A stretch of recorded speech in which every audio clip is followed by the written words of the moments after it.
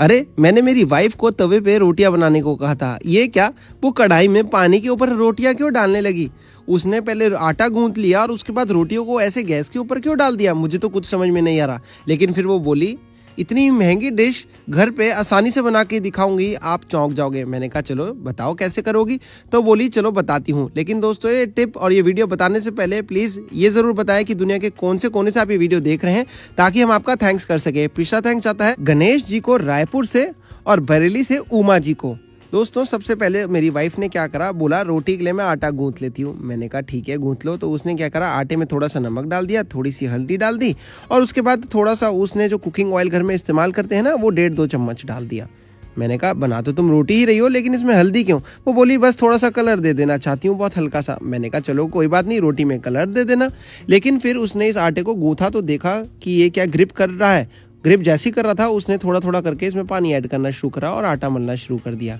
मुझे तब तक तो यही लगा कि रोटी घर में बन रही है। लेकिन उसके बाद उसने ऐसा इस टिप को, इस रेसिपी को यूटर्न दे दिया कि मैं तो भौचक्का सा रह गया। मैंने कहा ये क्या, तुमने आटा मल लिया है पर तुम इसके साथ करने क्या वाली हो। तो वो बोली रुको, मैं तुम्हारे लिए एक खास चीज़ आज बना के तैयार कर रही हूँ। मैंने कहा बन तो रोटी ही रही है ना। कहती बस तुम देखते जाओ, रोटी तो बन रही है लेकिन ऐसे रोटी तुमने कभी लाइफ में बनाई नहीं होगी। मैंने उसकी बात मान ली। उसने बोला कि मैं इसको 5 मिनट के लिए रख के थोड़े से एक कढ़ाई में पानी ऐड कर देती हूँ और इस पानी को ऐड करने के बाद गैस को ऑन कर लेते हैं कि पानी इस तरफ गर्म हो जाएगा, वहीं दूसरी तरफ मैं रोटियां बेल लूँगी। मैंने उसकी बात को कहा ठीक है भैया, सिस्टम तो यही है, लेकिन ये पानी का क्या सारा माजरा है, थोड़ा सा ये समझाओ। तो वो बोली थोड़ा सा सब्र करो, मैं तुम्हारे को पानी के बारे में भी सारी चीज़ें बताती हूँ। उसने क्या करा, एक के बाद एक आटे की मदद से ये रोटी की चपाती को गूंथना, मलना और फिर बेलना शुरू कर दिया।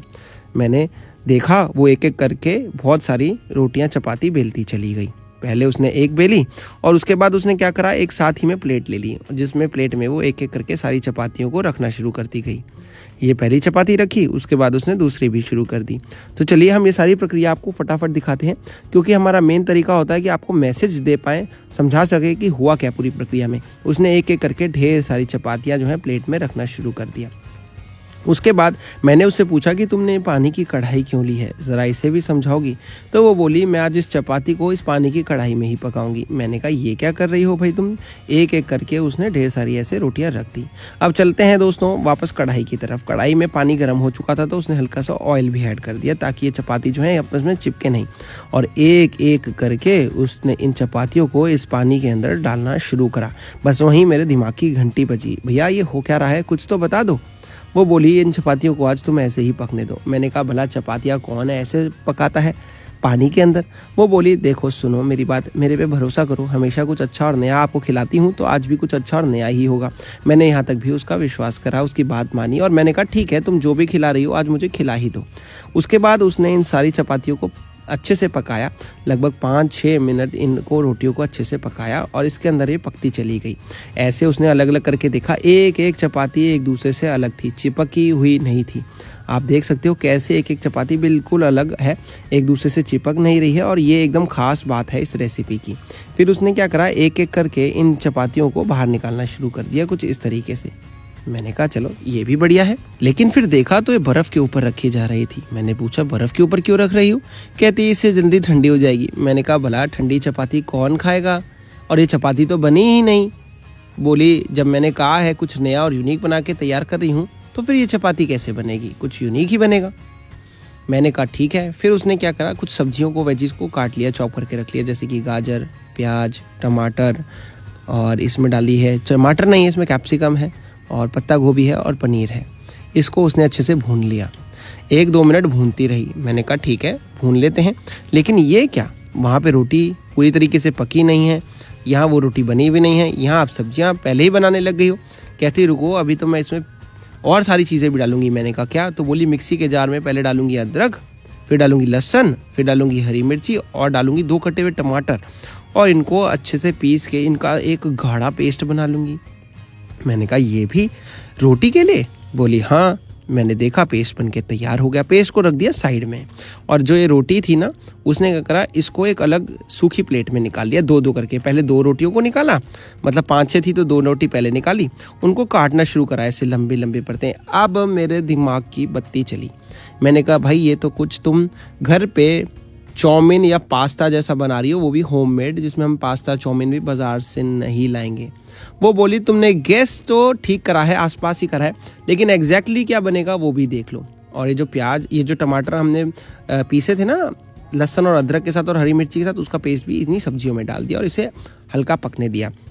वहीं दूसरी तरफ जो हमारी रोटियां कट रही थी ना दोस्तों पकाने के बाद, वो उधर काटनी शुरू चल रही थी, उधर प्रोग्राम रोटियों का भी। ये देखिए, तो एक एक करके आप देखेंगे कि कैसे ये रोटियां कटती चली गई। तो अब हुआ क्या दोस्तों, मुझे फाइनली समझ में आया, ये घर पे कुछ चाउमीन या नूडल्स या पास्ता टाइप की चीज़ बनके तैयार हुई। और इसके लिए हमने बाज़ार से कोई भी सामग्री नहीं ली ऐसी, यानी कि हमने पास्ता नूडल्स बाज़ारी नहीं लिए, घर के बना के तैयार करें, मतलब गेहूं के, क्योंकि जो नूडल्स होते हैं ना ज़्यादातर मैदा के हो जाते हैं, और इसलिए हमने इसे गेहूं का बना के तैयार करा।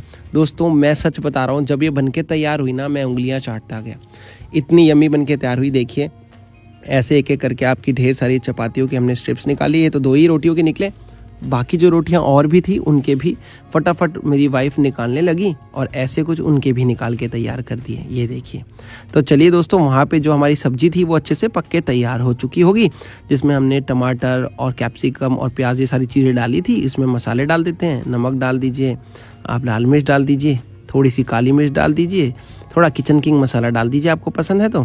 और उसके बाद दोस्तों इसमें हम डालेंगे हल्की सी टमाटो केचप, अगर आपको लगे अच्छी लगती है तो टमाटो केचप के साथ आप डाल सकते हैं सोया सॉस भी। मेरे को ज़्यादा पसंद नहीं है सोया सॉस, तो मैं डाल रहा हूँ शेजवान सॉस, और इसे अच्छे से घुमा लीजिए। चलिए, ये इसकी बहुत ही अच्छी वेजीज पक के तैयार हो गई हैं। अब इसमें हम क्या करेंगे, ऐड कर लेंगे जो हमने होममेड नूडल्स बना के गेहूं के तैयार करे थे, और ये बहुत ही शानदार लजीज आपकी रेसिपी बनके तैयार हो जाएगी। चलिए इन्हें ऐड कर लेते हैं। दोस्तों आपको कैसी लगी है वीडियो मुझे ज़रूर बताइएगा। इसका एक फ़ाइनल लुक, एक फ़ाइनल टेक ज़रूर देख के जाइएगा, क्योंकि इतना ही अमेलिशियस, इतना सुंदर बनके तैयार हुआ है, आप खुश हो जाएंगे इसकी रेसिपी को देख के। मैं भी जब देखता हूँ और खाता हूँ मुझे बहुत ज़्यादा अच्छी लगती है, मज़ा आता है। और दोस्तों मज़ा के आगे और स्वाद के आगे तो कुछ है ही नहीं, और ये तो बहुत हेल्दी फीलिंग भी दे रहा है मुझको, बिल्कुल ना के बराबर। ऑयल है, आटा है, वेजिटेबल्स हैं, ऑयल ना के बराबर है और मैदा नहीं है, तो देखो कहीं ना कहीं हेल्दी तो है ही। चलिए दोस्तों, ये हमारी वेजीज पक के अच्छे से तैयार हो गई हैं। थोड़ी सी टमाटो केचप कम रही है, हल्की सी बढ़ा लेता हूँ, और उसके बाद इसे मिक्स कर लेता हूँ। ढक के हल्का सा पकाऊंगा 1-2 मिनट के लिए, ताकि अगर ये हल्की सी रोटी कच्ची भी होगी तो पक जाएगी भाप में। वैसे कच्ची है नहीं, बहुत अच्छे से मिक्स हो रही है। तो ये दोस्तों ढक लेता हूँ। दोस्तों जब तक ये ढक्के से पकाई जाएगी और आपको फाइनल टेक दिखाया जाएगा, आप ज़रूर कमेंट करके बताएं दुनिया के कौन से कोने से आप ये वीडियो देख रहे हैं, ताकि हम आपका थैंक्स कर सकें। दोस्तों मैं चलता हूँ, अपना और अपने परिवार का ध्यान रखिए, और डिलीशियस फूड को कीमती समय देने के लिए बहुत बहुत धन्यवाद दोस्तों। मैं फिर से लौट के आऊँगा कुछ अच्छा, कुछ तरोताज़ा और बढ़िया लेके आप तक।